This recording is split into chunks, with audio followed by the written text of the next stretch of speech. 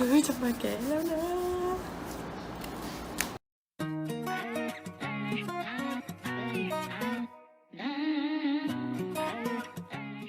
สวัสดีค่ะทุกคนวันนี้ไปก็จะมาอันบ็อกซิ่งให้ทุกคนดูนะคะ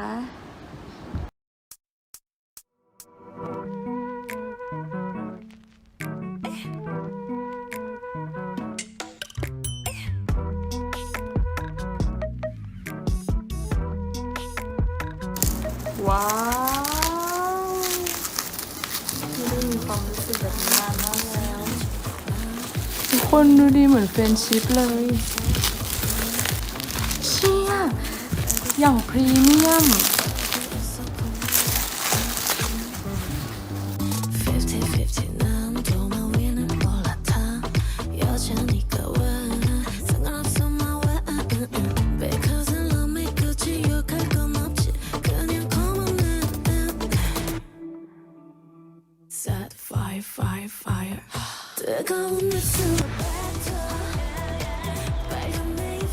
ว้าวแกมันเก๋กูจังเลย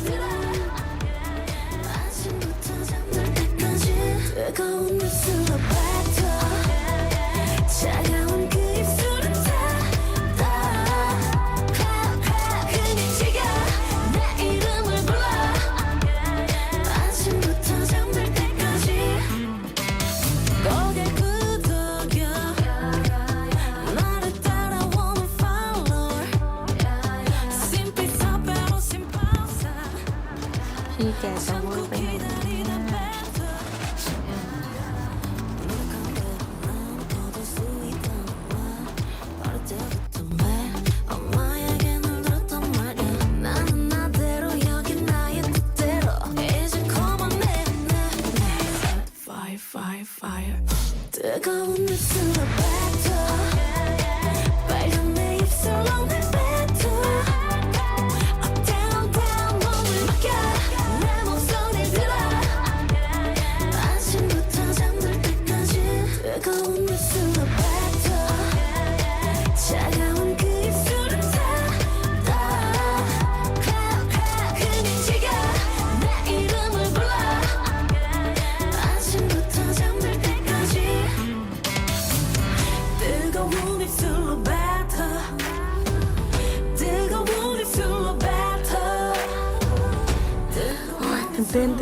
ไหนตื่นเต้นจะเปิดทีก็ตื่นเต้น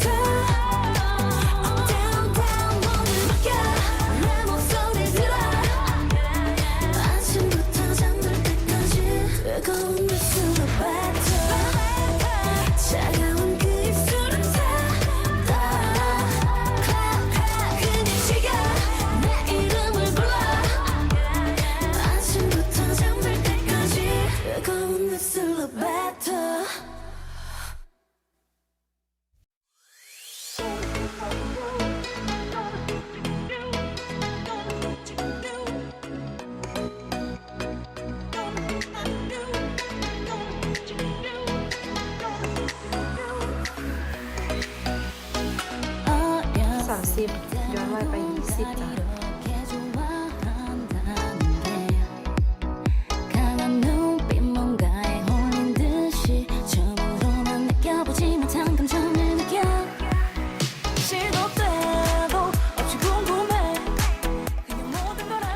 อุ๊ย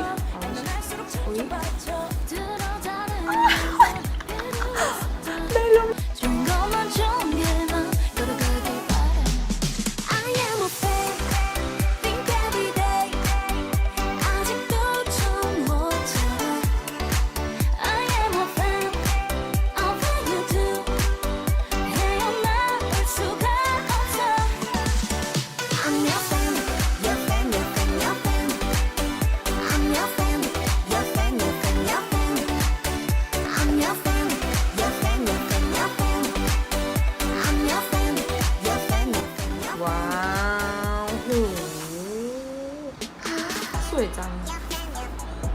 เนี่ยสวยจัง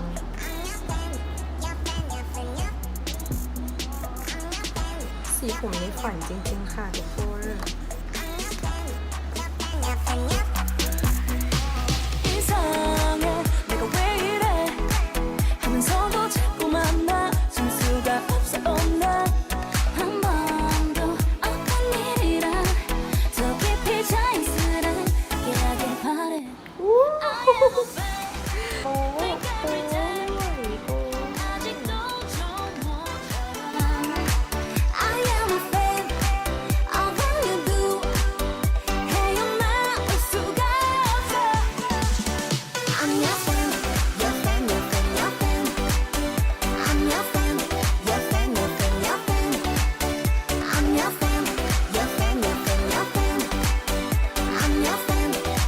พูดคำว่าสวยได้เปลืองมากค่ะ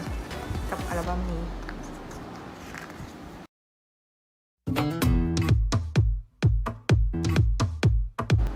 จริงๆมันก็มีคนรีวิวอัลบั้มเยอะแล้วแหละแต่ก็อยากมาถ่ายเองอยากอัดเองไว้ดูเอง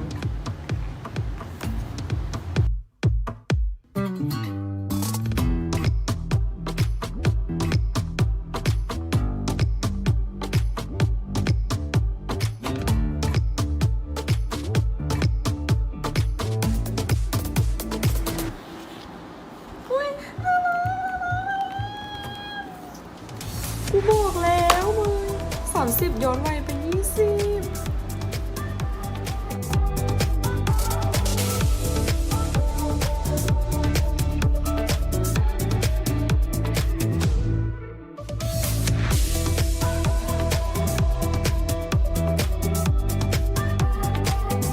อุ๊ยยังมีกับแม่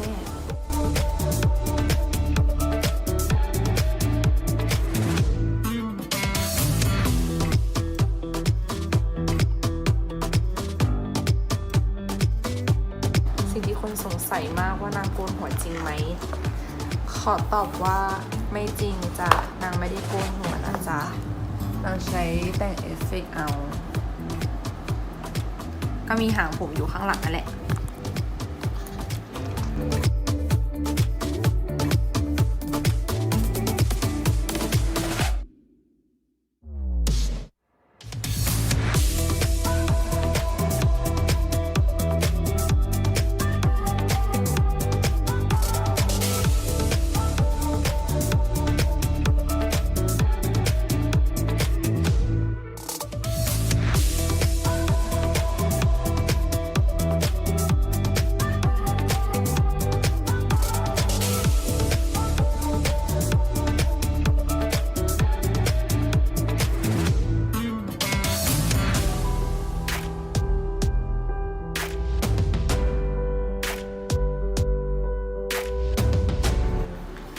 แล้วค่ะทุกค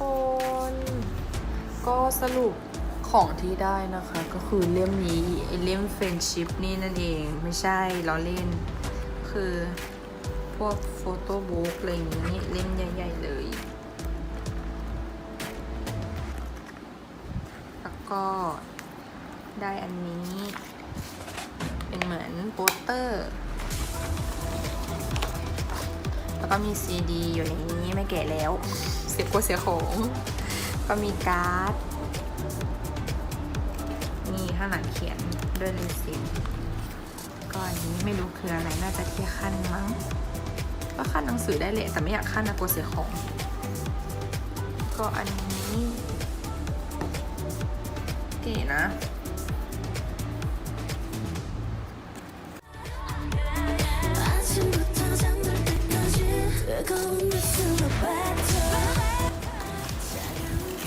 ก็จบเพียงเท่านี้นะคะไปแล้วบ๊ายบาย